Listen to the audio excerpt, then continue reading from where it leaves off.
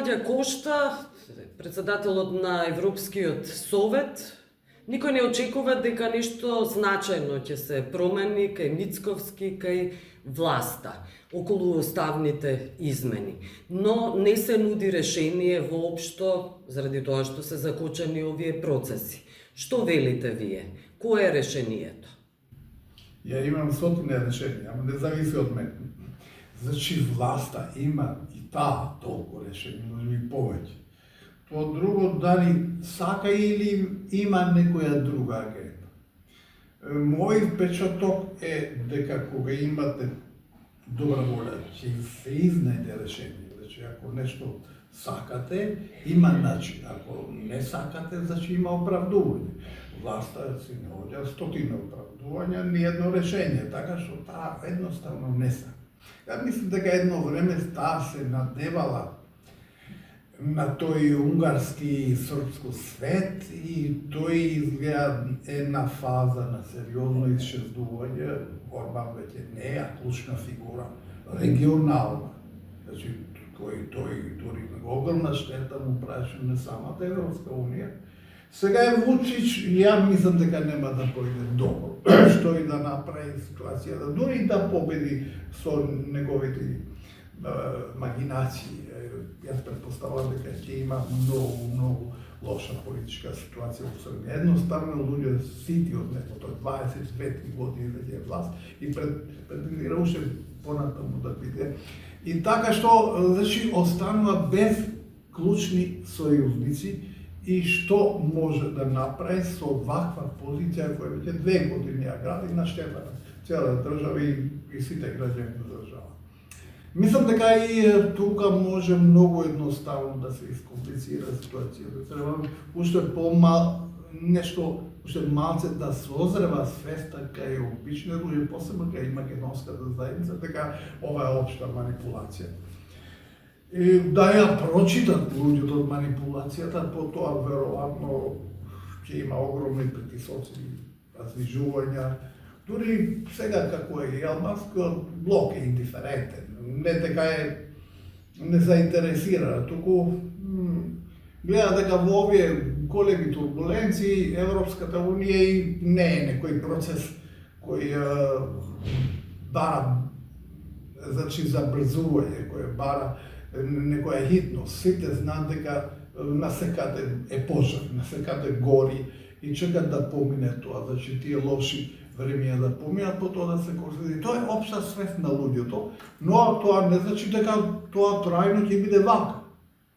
Може за година дена да имаме поинаква ситуација, особено после завршување на мандатот на Трамп, ќе има радикално друго јавно мнење во цела Европа и во нас самите, што мислам дека ваква политика не може да издржи. Што ќе се случи ако падне Трамп, си оди од политичката сцена Вучич, како што и Орбан си замина? Дали сметате дека Мицковски сепак ќе биде притиснат од американците и од Европската унија?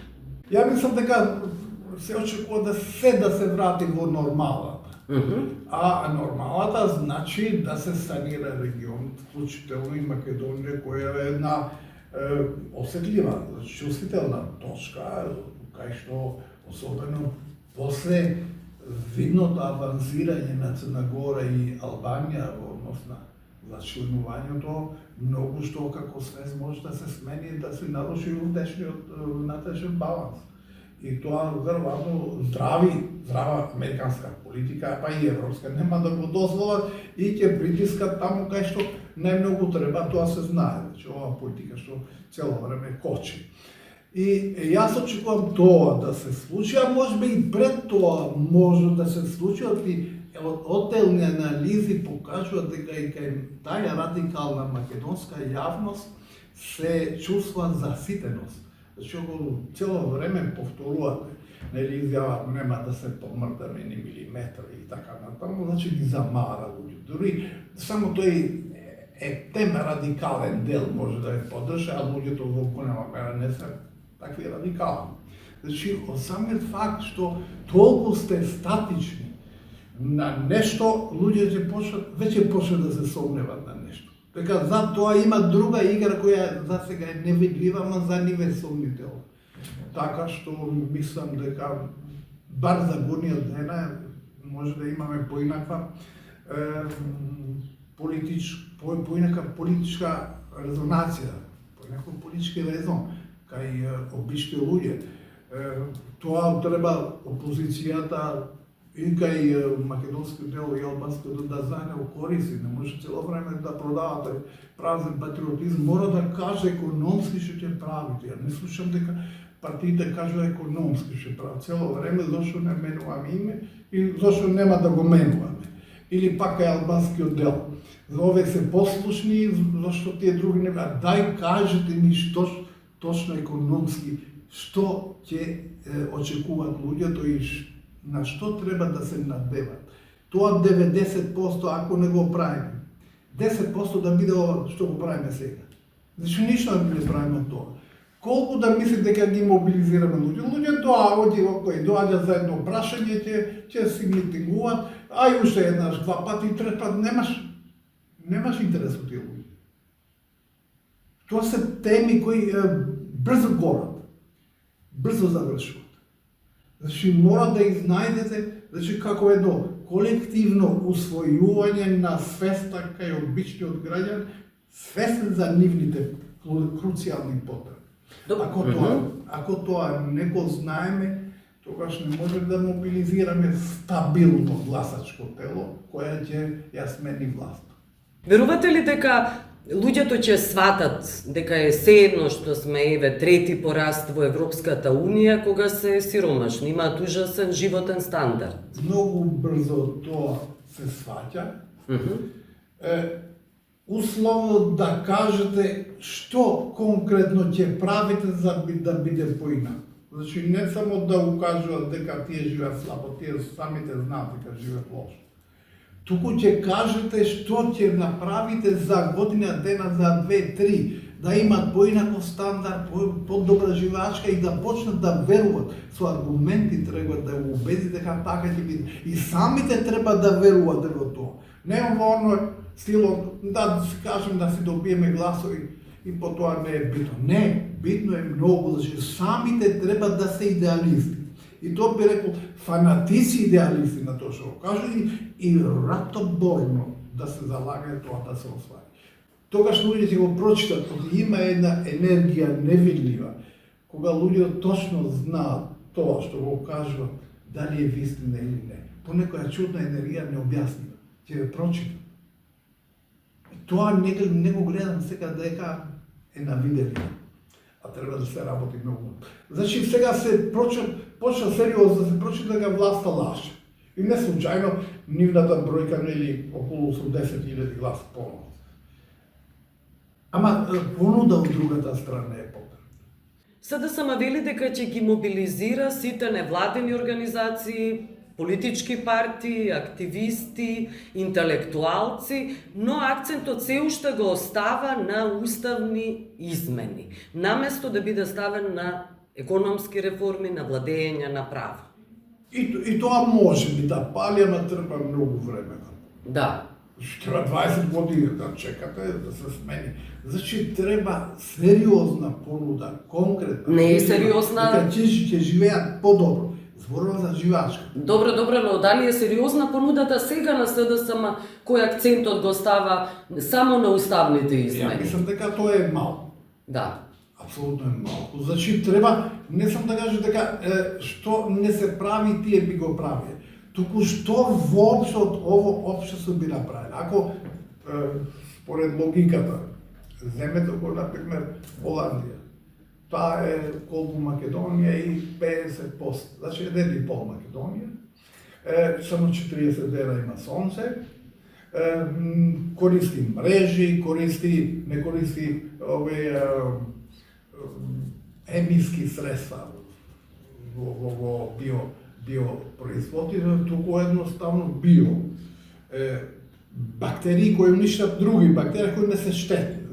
Значи тие имаат околу 130 милиарди евра извоз од земјоделски, еколошки земјоделски производи. И во ситуација кој само 40 дена има сонце, користат огромни рефлектори. А ние Господ тука се дал. Само треба волја и да тргнете. Ја мислам дека Македонија исто како Израел, исто колку Македонија територијално. Има скоро 10 милиона жители. 70% од нејзина територија е пустина или полупустина. Зимно време знае 20% од потребата на Европска унија да го снабдува. Како е можело? Само нови технологии, нови методи, тоа не е тешко да се направи. И не е тоа голема инвестиција. Треба организација да се пренесе знаењето. Ништо друго. Другото е, тоа се не се големи пари. Па ние не ни плаќаме. Поголема бројка на административци неге 40 до 50 илјади, кои се на секакви бирова, измислени институции кои не ги знаеме ништо право. Значи, ако тие 50 илјади луѓе, знаеш колку вичинат годишно? Тоа се огромни пари, ја мислам дека негде милиарда и 200-300 милиони евра. Значи, тие се пари фрлени на ветер. Само да направите договор. Океј, ево, враќате се тука, имате опремнина, дури ќе ви купиме земјоделски апарати кои колку што можеме, значи да се стартира. Да ги вратиш тие луѓе, тоа е двојна добивка. Прво спасувате милиарда, добивате 1 милиарда. Значи 2 милиарди. Ама тоа треба да го прави. Не логиката партијските се мои гласачи. Прво ти тој лош гласа, што сега со таа плата не може да излезе веќе на крај, а тамо може да стане професионален производител на производи кои насекаде во светот ти ги продава. Ќе стане богат.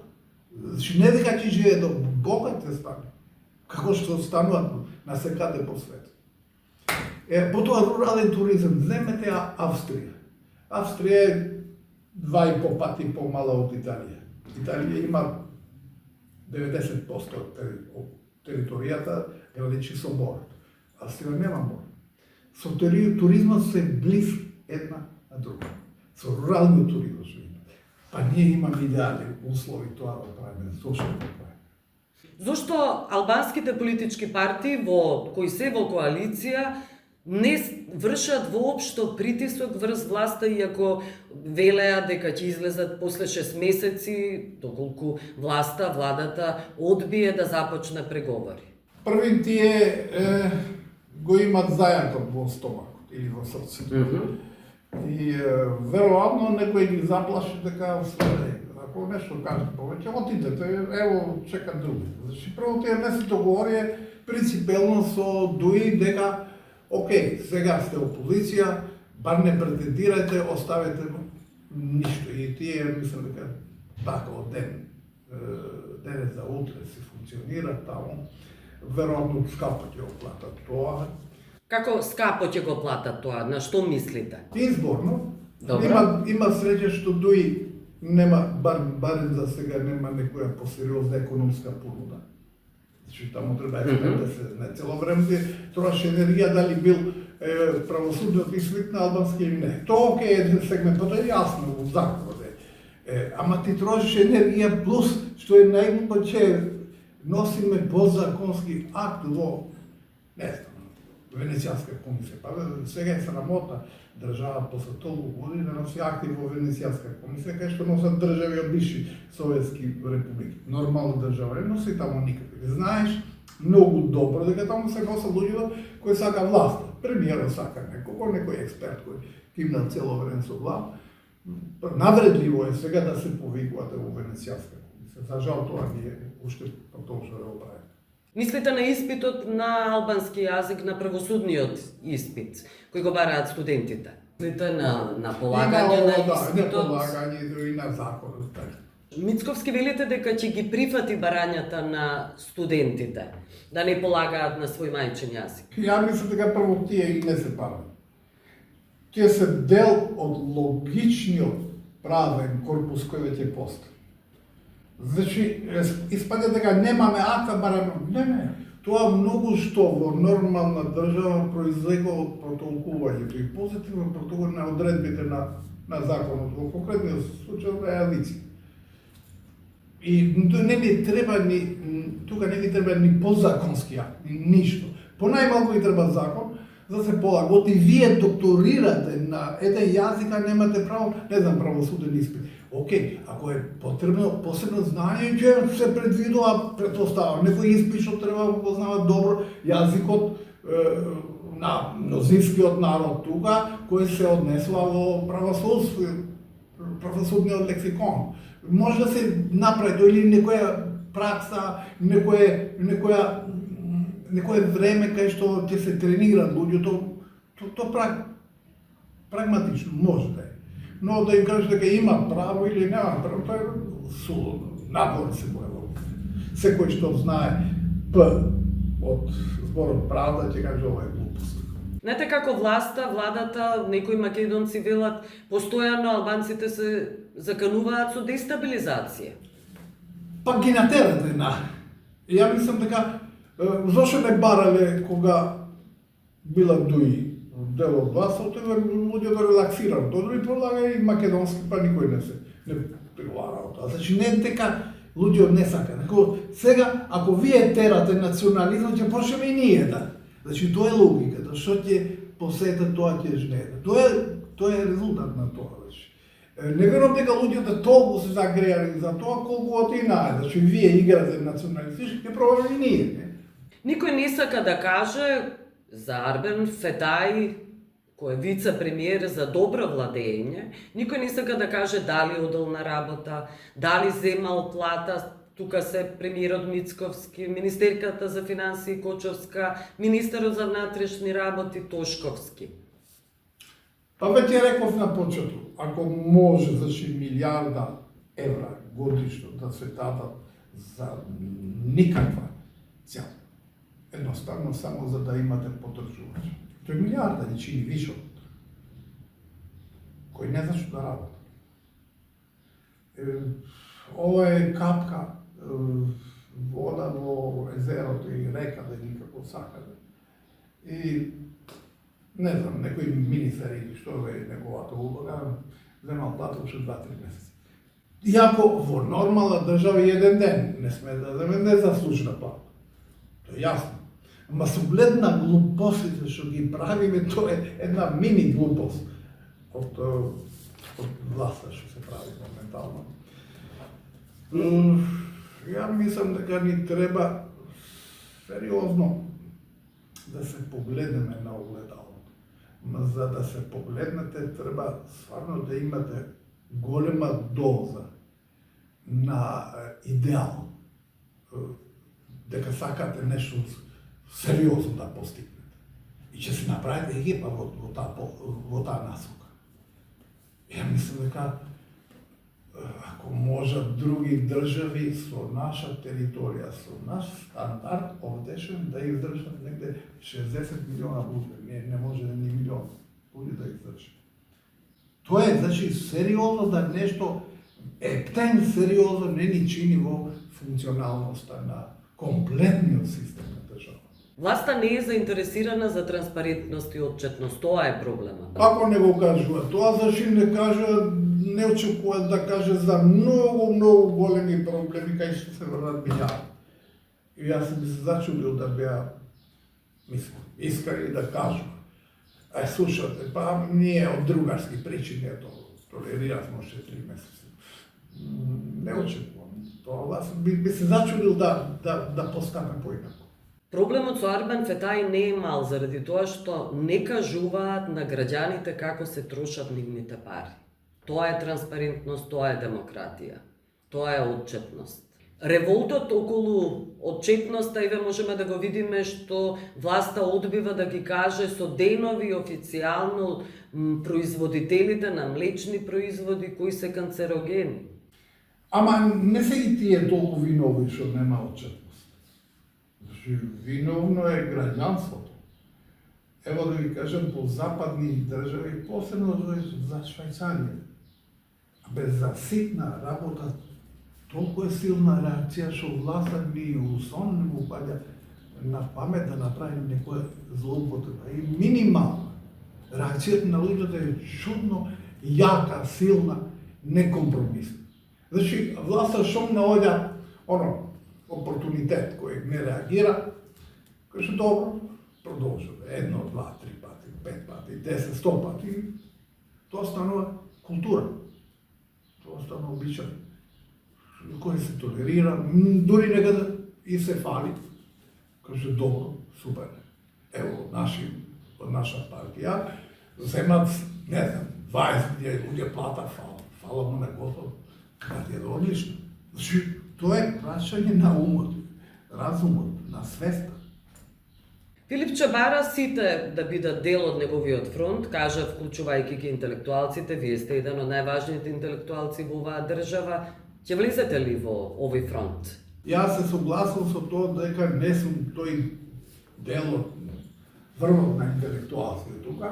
Може би сум непоправлив идеалист, но ја мислам дека и логата на интелектуалец сега е папа. Замислете една Македонија пред 30 или 40 години.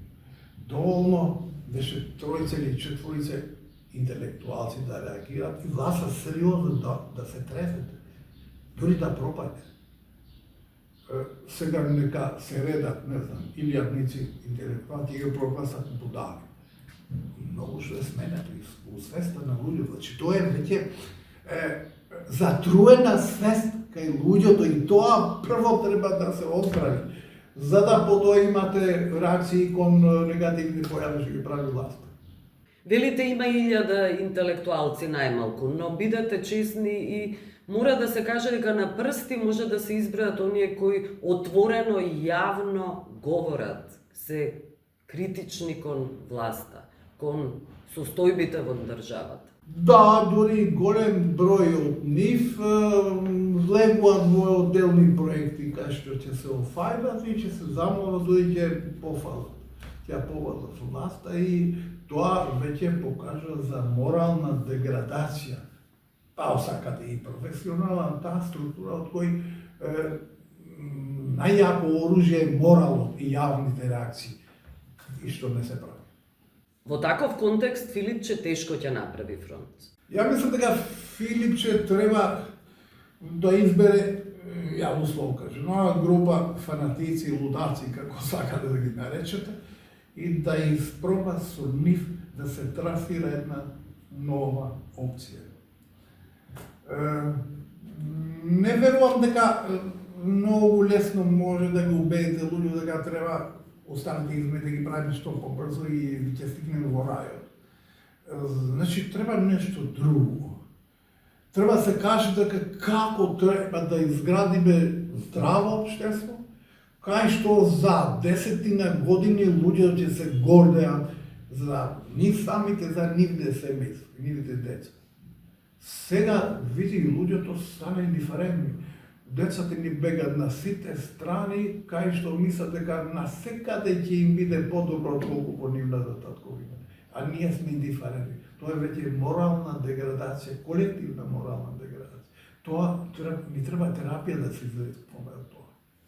Ви благодарам за овој разговор. Беше драго, беше чест.